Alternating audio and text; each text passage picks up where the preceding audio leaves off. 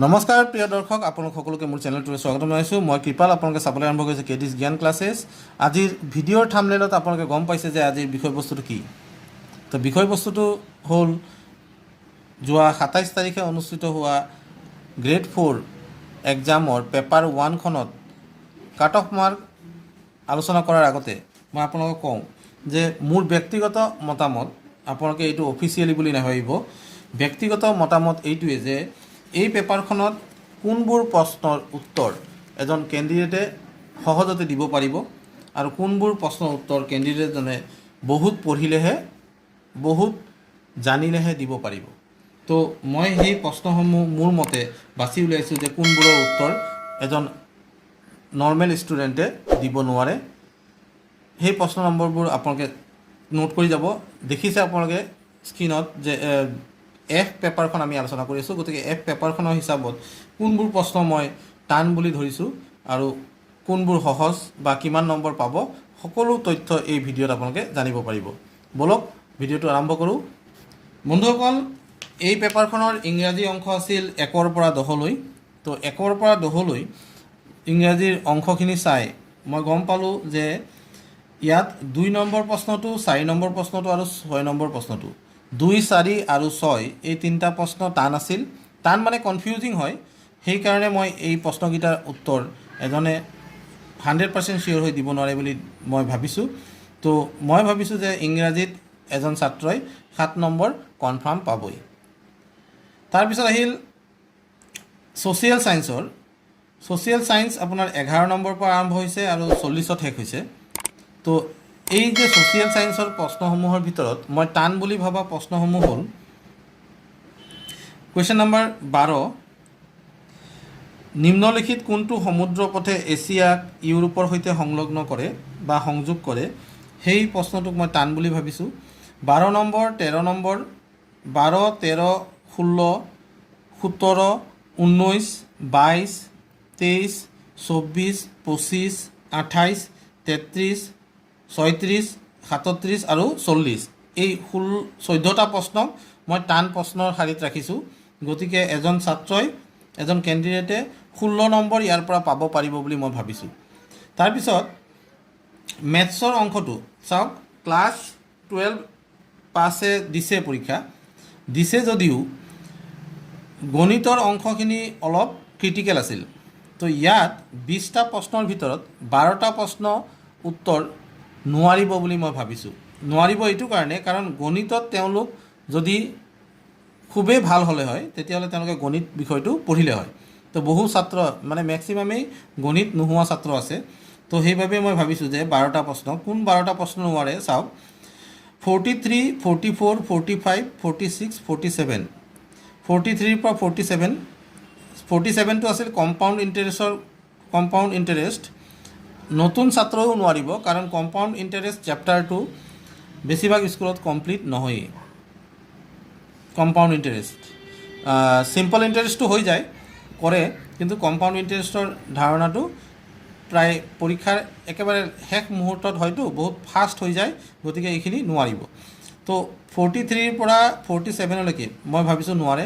তাৰপিছত 49, 51, 52, 55, 57, 58 আৰু 59, তাৰমানে এই প্ৰশ্ন নম্বৰকেইটা, এই নম্বৰৰ প্ৰশ্নবোৰ তেওঁলোকে নোৱাৰিব বুলি মই ভাবি লৈছোঁ যে গণিতত 8 নম্বৰ এজন ছাত্ৰই লাভ কৰিব পাৰিব। তাৰপিছত আহি গ'ল GK আৰু ৰিজনিঙৰ। ইয়াত যিখিনি প্ৰশ্ন মই চালোঁ, কুৱেশ্যন নম্বৰ 61ৰ পৰা 135লৈকে আছে GK এণ্ড ৰিজনিং। তো GK এণ্ড ৰিজনিঙৰ মই যিটো ভিডিঅ' বনাইছিলোঁ, আগৰ ভিডিঅ'ত যে আপোনালোকে দেখা পাইছে বা যিসকলে দেখা নাই চাব, তেওঁলোকৰ প্ৰশ্ন মতামত পঢ়ি মই গম পাইছোঁ যে কিছুমান প্ৰশ্নই আউল লগাইছে, মানে হিচাপ গণ্ডগোল লগাইছে।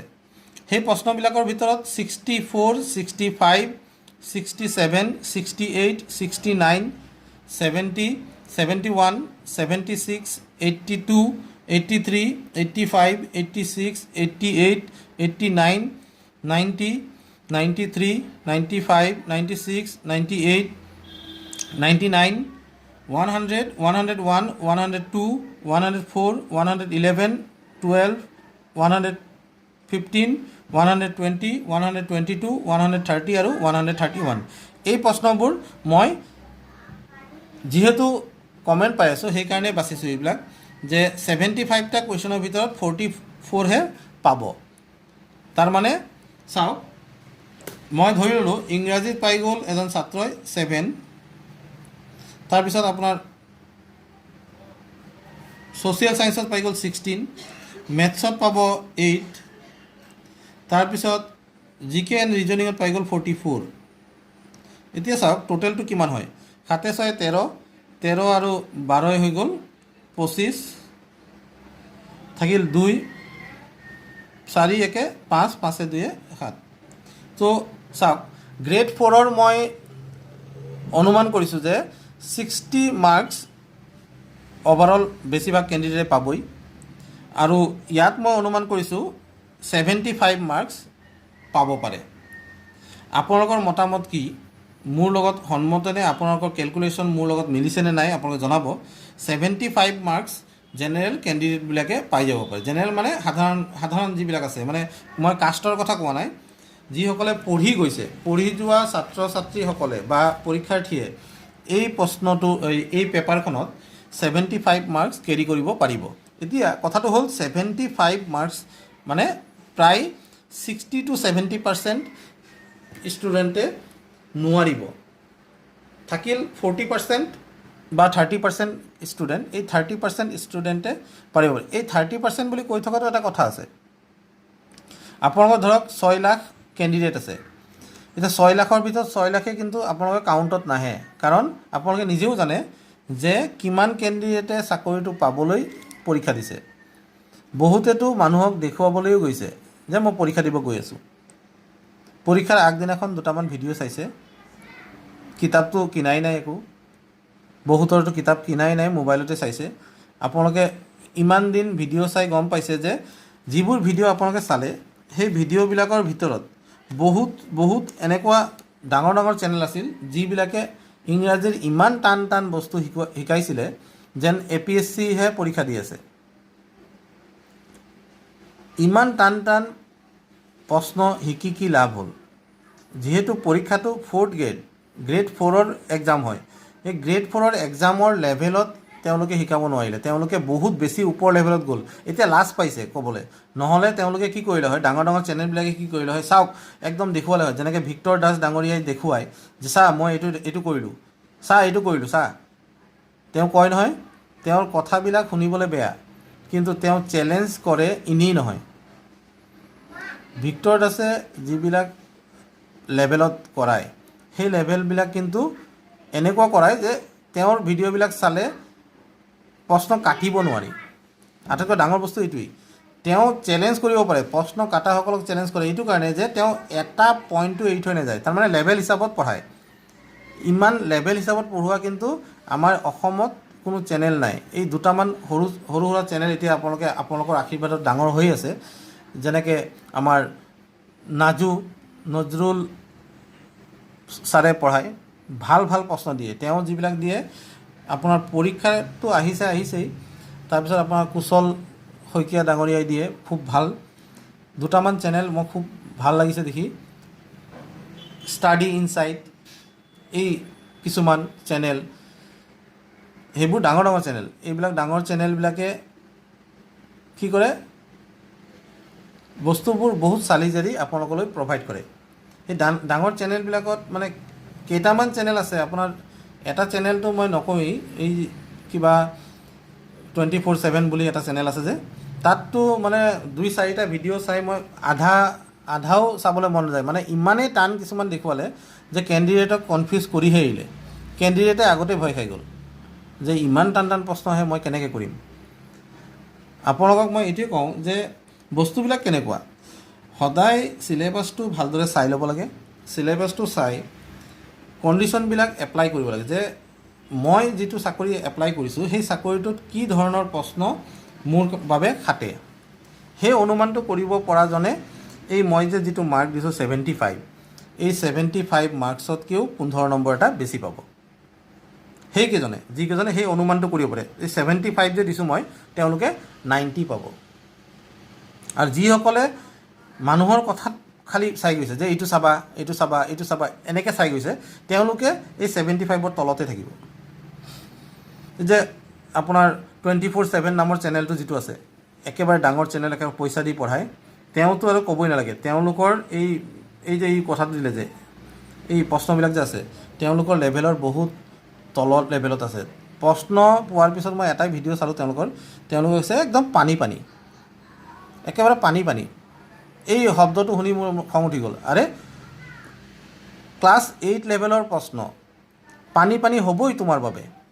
তুমি কমচে কম PG কৰা, পষ্ট গ্ৰেজুৱেশ্যন কৰা ল'ৰা, আৰু সেই 8ত পঢ়ি চাকৰি মানে স্কুল এৰি দিয়া বা পঢ়া শেষ হোৱা যিসকল কেণ্ডিডেট আছে, তেওঁলোকৰ কাৰণে এইটো বহুত টান বস্তুটো।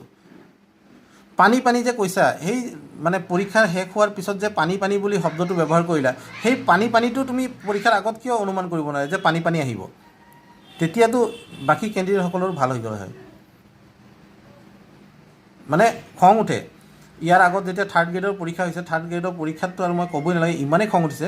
পৰীক্ষাৰ আগদিনাখন কৈ আছে একদম হায়াৰ ছেকেণ্ডেৰী লেভেলৰ আহিব, এই অমুকৰ লেভেলৰ আহিব।